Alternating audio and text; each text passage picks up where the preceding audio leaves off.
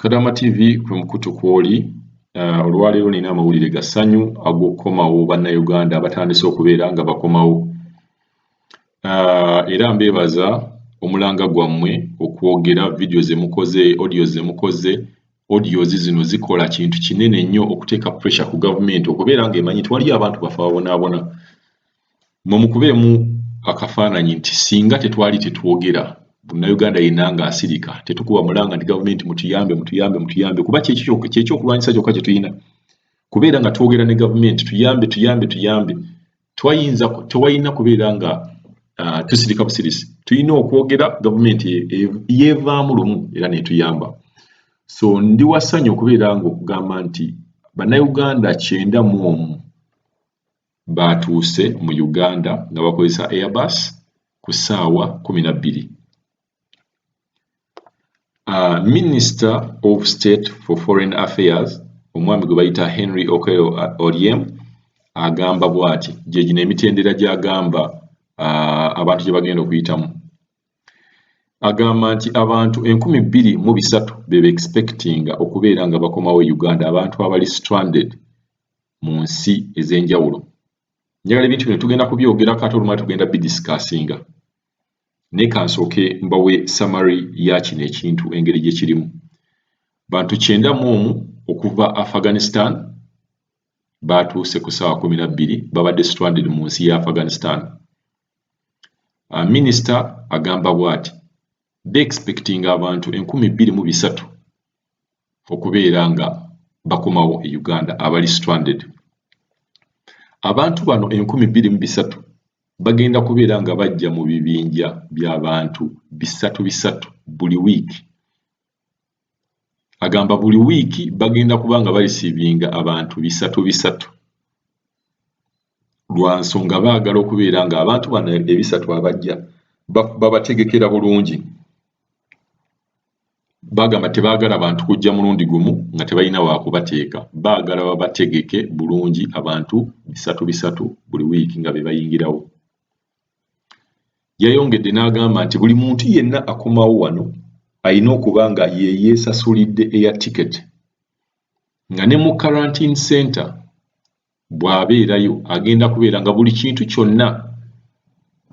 ekimukakatako okukozesa oba ekintu kyonna kosti zonna z'omu quarantine alina okubeera nga agenda zimiitinga, alina okubeera nga yazeesasulira. Agamba abantu 524 bagenda kuyingirawo omwezi ogujja, nga mu bano babala bwe bati: e South Africa wagenda kuvaayo abantu 7, UAE wano Kadaama mbamanya wano mwagalira ddala abakadaama Ssekadaama mu UAE omwezi ogujja bagenda kuleeta abaana oba bakadaama Bassekadaama 2. Mu India wagenda kuvaayo Bannayuganda 120. Ate mu America USA wagenda kuvaayo Bannayuganda 134. That is next month abantu 524. Amawulire gano gassanyu tulaga nti tusenvudde, naye njagala obbajjukiza nti ekisaawe ky'Entebbe si kigule, wabula ekisaawe ky'Entebbe kitandise okwaniriza Bannayuganda bali stranded. Enjawulo eri bweti: ekisaawe bwe kibeera nti kigule, omuntu yenna oli waddembe ogenda ku tours and travel no booking ya ticket, lwana ogenda online no booking a ticket n'ogisaza n'ojja ng'okyekoleddeko wekka.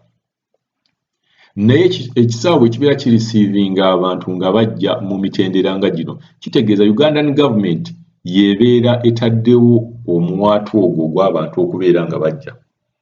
Ye registration gye nabagambye nti bane turegistaringe baleme kubeera nga balina ekintu ekirala kye beekwasa, n'abaleze n'engeri gye mu registaringamu.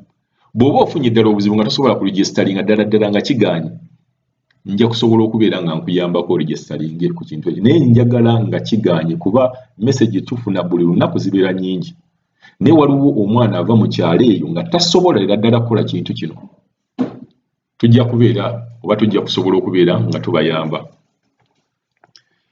Katuddemu tulabe mu bintu bino ebagambye. bagamba abantu bagenda kujja mitendera tekyali badde kibi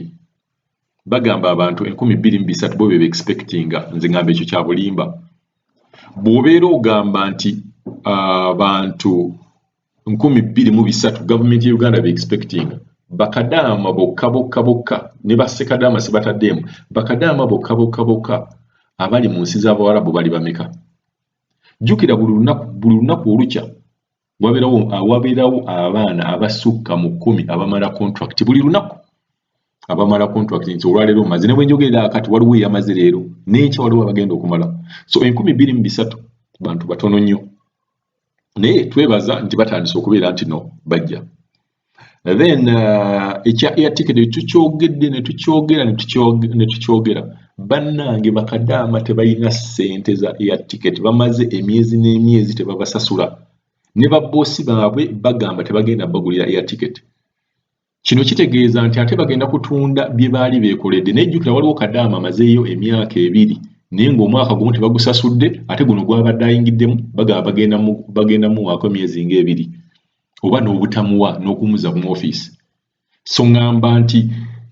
abajja bajje naye bwe mutuuka wano ku bakadaama bassekadaama ddala bakadaama kuba bo be bafunira ddala ssente ezisembayo obutono gavumenti wano mukyuseemu mugambe nti air ticket mwe mugenda ozigula ne quarantine centers zino mwe mugenda ozisasula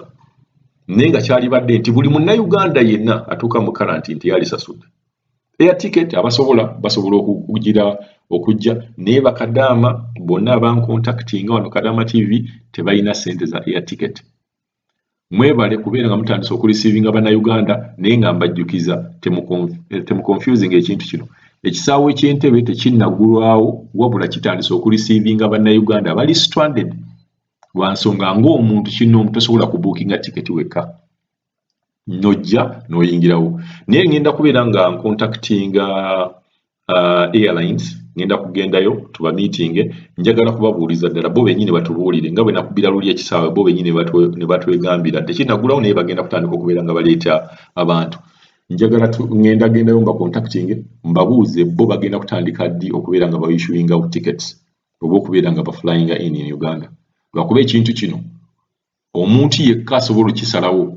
tebabalimba ne bwabeera ani oba bano baminisita simanyi bisaawe president yekka yasobola okugamba nti enkya mugule ne bwagamba leero nti muguleewo bagulawo so njagala mweyongere okubeera nga muwuliriza Kadaama TV tugenda kubeera nga tubawa updates entuufu pozi tuyongera obagamba obanga yonna bagamba nga sinnamaliriza amawulire amatuufu olina gajja wano Kadaama TV tugenda kuwanga amawulire amatuufu ate nga mu butuufu bwago tukubuulira oba tukuleetera omuntu yennyini akwatibwako ensonga bw'ebeera ekisaawe tujja kwogera n'ab'ekisaawe bw'abeera minisita tubeera twogera na minisita bw'ebeera quarantine center tujja kutuukayo tujja kukwata vidiyo tujja kwogera n'abasawo mu bano abantu bano abazze tuli ba mukisa nti twafunyeemu omuntu atubuulidde embeera engeri gy'eri batuuse batya era bagenda luddawa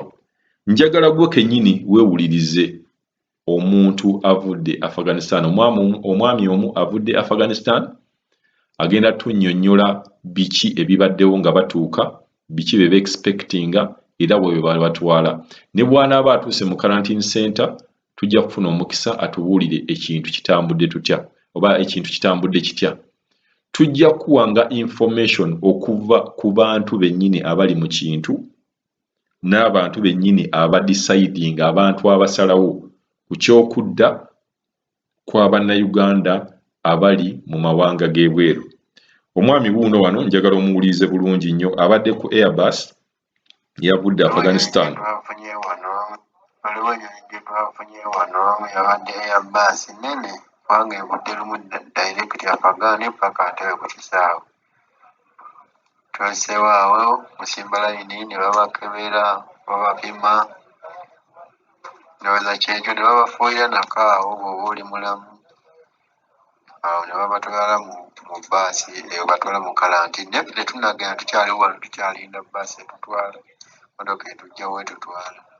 naye nja kuba bwe nagenda mu woteri bwe munaaba mu wifi tujja kuba tunyumya ekiro tukyali wano tutikka migugu